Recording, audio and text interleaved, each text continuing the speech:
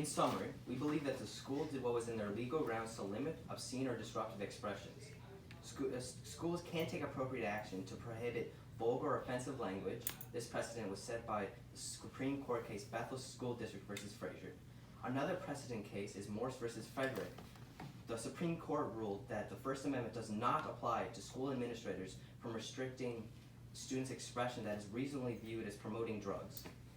Schools are focused on teaching students, not spending countless hours picking and choosing acceptable clothing for students. I don't think that's a good use of underpaid teachers' time.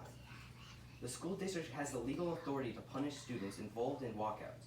Punishment from walkouts have been handed out to students thousands of times and is not a landmark revelation. Yes, the walkout had half the students in lunch, but there was hundred students leaving mid-class right before test week or whatever. I would honestly classify that as a big disruption. Students have multiple days of warning, and we're told they would be punished if they did decide to walk out.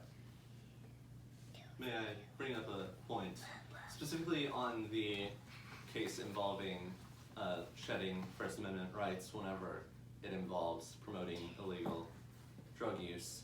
There was no reference to illegal drug use in this walkout. Well, that and also that's not what we're not talking about the walkout. We're talking about student shirts. Like if you wore a shirt that said "Bond hits for Jesus," let's say, then were there any students wearing that? I don't know.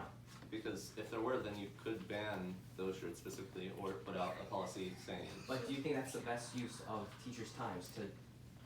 Well, is it the best use of teachers' times to ban every shirt? Because yes, this would just be saves more time for them and limits.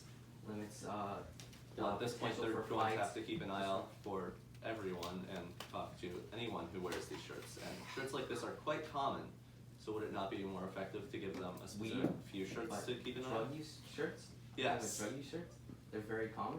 Well, not necessarily those are common, but I'm stating shirts with logos and imagery and such are also quite common and people wear them a lot.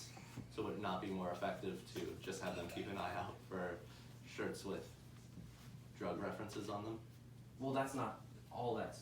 Plus, Well, not to mention, you also did say that you did not see any of them here, so are you making up the fact that well, you're I wasn't seeing at the them? school.